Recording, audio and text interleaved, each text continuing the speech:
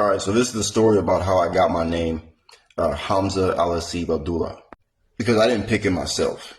So I was in prison, and when I went there, I found out that two of my cousins were also in there, and they were Muslim. And one of my cousins was a really short, stocky guy, and that's one person I'm not messing with. So a lot of Muslims in there are ex-gang members, and the other ones that I talked to just told me to stay out the way. All right, so back to the story. So I'm sitting there, I'm reading the Quran or whatever, and a group of my Muslim brothers that I was in the pod with, they come up to me, including my cousins. They said, "Hey, man, you need a name." I'm like, "Okay." I didn't really think about it. So I'm like, you guys, obviously they're going to do it for me. So the first name is Hamza. Hamza was the uncle of the Prophet Sallallahu Alaihi Wasallam. The way that they made someone an uncle back then was they were from the same nursing, the wet nurse, so that made him an uncle. And what Hamza means in Arabic is strong or steadfast, also referring to a lion. So that's one part of my name. If anybody wants to look up who Hamza ibn Muttalib is, he has a great story. He wasn't always Muslim, as in he was basically part of the pagan Arabs, and he was a hunter.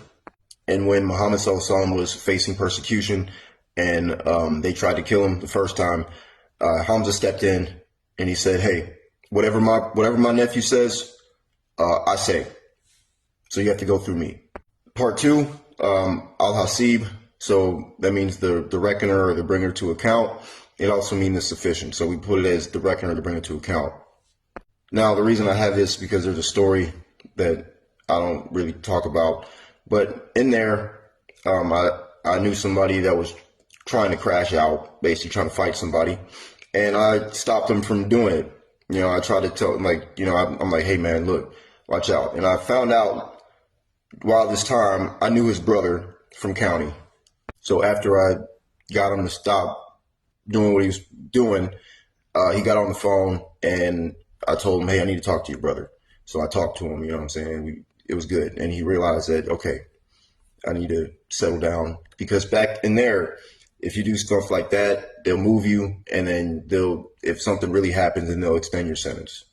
Now, the last part of Abdullah is a servant of Allah or a slave of Allah. And I wasn't always a great person, even in there. We have competition in there too. So, but I did everything I could to learn about the religion in a true manner, in the right light,